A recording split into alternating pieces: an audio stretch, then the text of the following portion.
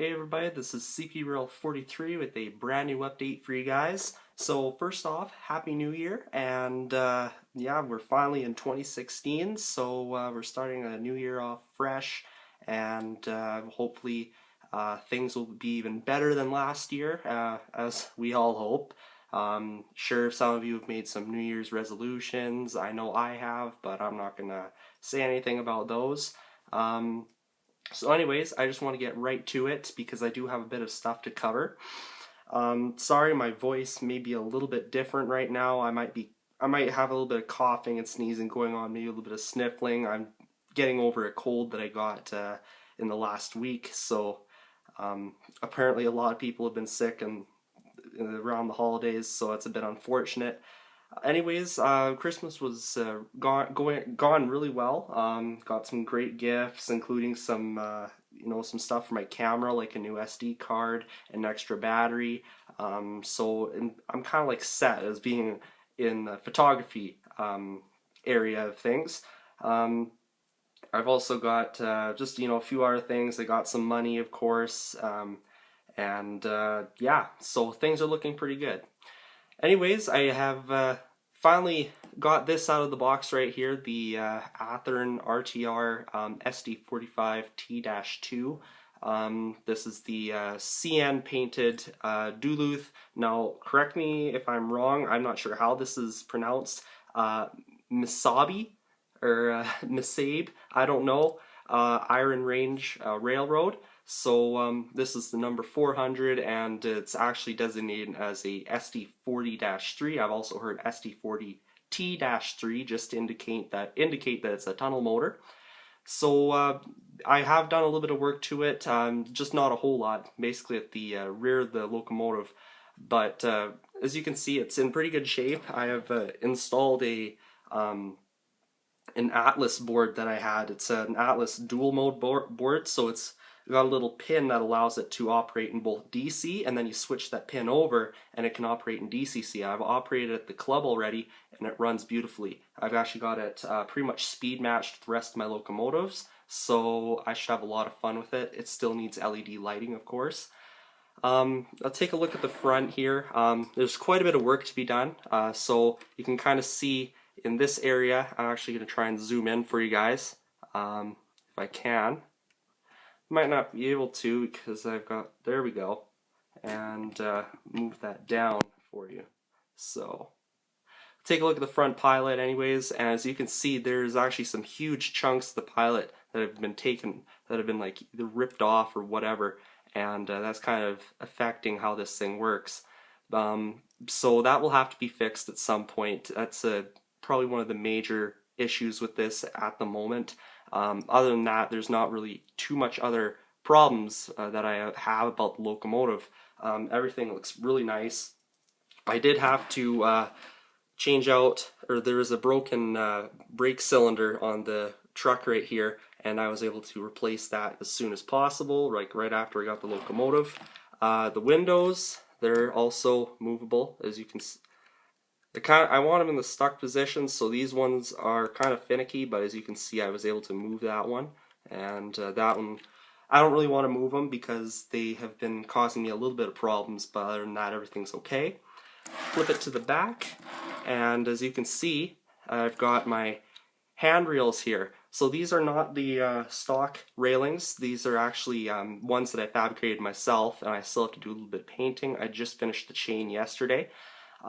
These are, just some stanchions I was able to collect, and then also the wire is the same wire I've been using for other projects like the GP9. So I was able to do that all myself. The reason I didn't use the stock railing is because it's some sort of 5-piece set. So you've got these railings right here, these white ones, the end railings, and then you've got the stanchions, these end stanchions right here, and those are actually separate. And then this whole piece from this stanchion to this stanchion right here is one piece. And it's really finicky. It'd be an absolute pain to do. So I just, you know what? The hell with it. I'm going to go and make my own. And it turned out way better than just using the silly Athearn ones. I was actually going to show you the pieces, but right now I just don't have the time. So that's just, you know, that's just how things are going right now. I'm kind of sitting on a little less time than I usually, or what I'd like to have, because school and so on. I just got back to school today, and so I just got back from school. So that is that for the SD40T-3, as I guess I'm going to designate it for the most part, seeing as how it's a tunnel motor. Should be a fun project. So that's that right there, and now I'll move on to another thing that I got, and that is this neat little beauty right here. So I was in Banff last week, and we actually, you know, we've been all over the place, stuff like that. On I think it was Tuesday, we went to Lake Louise, and we went over to the Chateau, which is a CP Rail, one of the hotels built by the CP Rail. And the Chateau is absolutely amazing, by the way. If you have seen the Banff Hotel, you have to see the Chateau in Lake Louise. It's incredible, incredible buildings. And one of the gift shops, I actually managed to spot this Atherton RTR. It's an earlier run, probably 2008-ish or so, and it's a 52 mil gondola. Or gondola. I don't know how it's pronounced properly. I've heard it both ways. I have always said it gondola, you know, as in like gondola in the air, stuff like that, those moving gondolas and so on. So that's why I call it a gondola.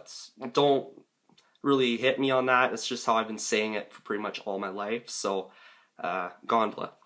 Anyways, it's got a scrap load on it, some nice detail, a little bit basic, but it does have separately applied grab irons. I've installed KD couplers, and that's pretty much it for it.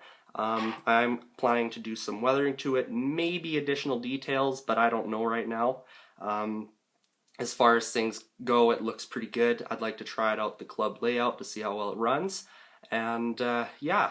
So really nice find. It was a pretty heavy price tag, believe it or not, at the Chateau. It was like about over $35, and I actually got it as a kind of an early birthday gift because my birthday's coming up this month. So 18th birthday, believe it or not. So awesome, finally coming up on that. And yeah, so this was a really nice find and a pretty cool birthday present. So now we're coming down to just a few more things. Today I went into the hobby shop at lunch, so it was during our lunch break at school. I was able to walk over to Model Baron Hobbies to pick up a new can of dull coat because I needed that to do some other projects. And finally, these parts right here, these Canon and Company detail parts. So these are all for the GP38 here. We got like the angled blower housings, and then here you got the paper air filter, the angled one, and what else? Radiator fans, and then we have the inertial filter hatches, and then these are the anti-climbers. So these are basically all for the GP38, and maybe I'll have some extras, so we'll see how things go, but right now I'm really happy with the details. They've been in for a little bit, but oh well.